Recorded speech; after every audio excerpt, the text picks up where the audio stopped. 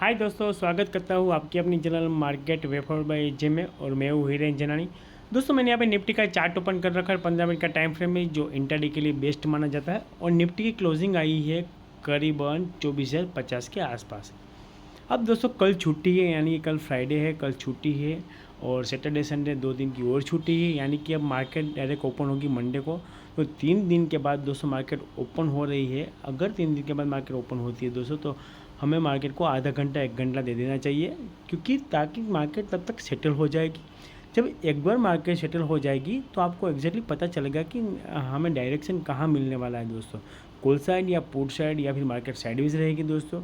इसका हमें properly idea आ जाएगा। तो अगर मार्केट दोस्तों मंडे को ओपन होती तो हम आधा घंटा 1 घंटा मार्केट को दे देंगे, बाद में ही ट्रेड करेंगे, ताकि हमारा एसएल ना लगे दोस्तों और हमें जल्दबाजी में कहीं उल्टी सुल्टी एंट्री ना हो जाए दोस्तों।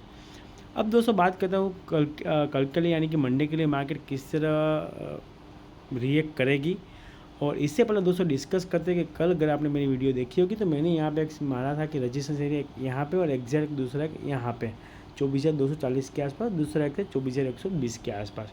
मैंने बोला कि अगर मार्केट यहाँ पे ओपन होती है किसी एरिया में और एक पॉजिटिव कैंडल बना के ऊपर निकलती है स्विंग बना के, तो फिर अच्छा खासा हमें बुलिश रहेगी और हमारा अगला टारगेट रहेगा ए वाला। तो दोस्तों अब देखोगे तो जैसे मार्केट यहाँ पे ओपन हुई और एक स्विंग बना के मार्केट ने जो पॉजिटिव कैंडल बनाई, फिर मार्केट ऊपर निकली, फिर डायरेक्ट यहाँ पे रुकी है मार्केट दोस्तों, जो मैंने कल मार्क करके रखा था दोस्तों। तो इसलिए बोलता हूँ दोस्तों कि आपको जो मैं ट्रेड यहाँ पे लाइन जो खींच के रखता हूँ दोस्तों, इसके पीछे का रीज़न यही है कि आपको पता चलेगा कि यहाँ पे हमें एग्जिट हो जाना चाहिए या फिर वेट कर लेना चाहिए या फिर कॉल सेट सोचना है या फिर पुट सेट सोचना है। कुछ भी आप इसमें डिसाइड कर सकते हो, क्योंकि ये जो चार्ट में ड्रॉ करता हूँ ना, वो डायरेक्शन चार्ट है, ताकि आपको एग्जैक्टली पता चलेगा दोस्तों। चलिए दोस्तों बात करता हूँ मंडे के लिए। अगर दोस्तों मार्केट फ्लैट ओपन होती है इसी किसी एरिया में, तो हमें ट्रेड नहीं करना चाहिए। ये जो जोन है दोस्तों, नो ट्रेड जोन है।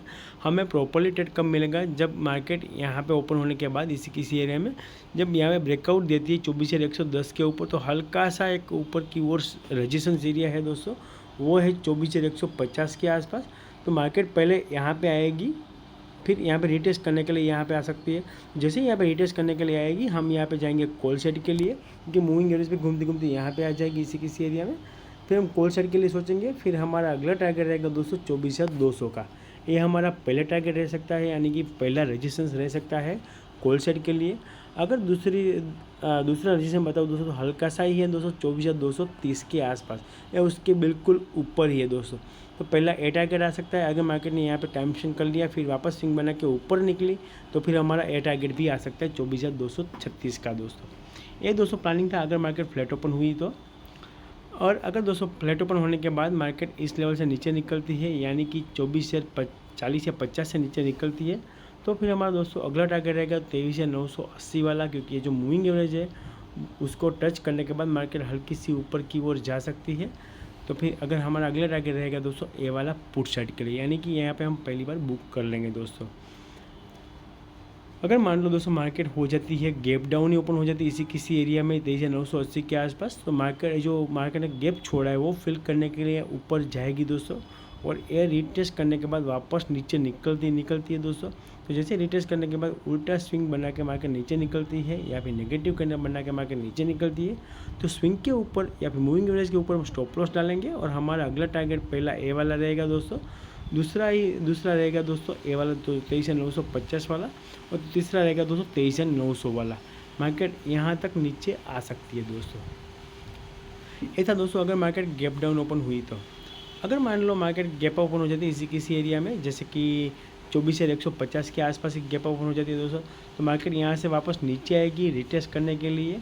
और पूरा का पूरा शायद रिटेस्ट ना भी करे दोस्तों, क्योंकि ये जो स्पेस मार्केट जो छोड़ेगी गैप अप मारने के बाद, तो पूरा का पूरा रिटेस्ट शायद ना करे, यहाँ से ही कहीं से रिवर्स हो जाए। इसके पीछे का रीज़न है ये जो दोनों मूविंग एवरेज है उसको टच करके ही मार्केट ऊपर की ओर भाग जाए। तो अब यहाँ हम जैसे ही रिटेस्ट करने के लिए यहाँ पे आती है, तो हम यहाँ पे ही ट्रेड लेंगे और हमारा अगला टारगेट फिर डायरेक्ट रहेगा 24,200 वाला दोस्तों। तो ये प्लानिंग था दोस्तों कल के लिए, यानी कि मंडे के लिए। तो कैसी रही वीडियो दोस्तों कमेंट करके जरूर बताना, और वीडियो अच्छी लगे तो अपने मित्र सर्कल फ्रेंड के साथ शेयर जरूर करना, और लाइक और सब्सक्राइब करना बिल्कुल मत भूलना दोस्तों। चलिए दोस्तों मिलते हैं कल के लाइव में, तब तक के लिए शुभ रात्रि।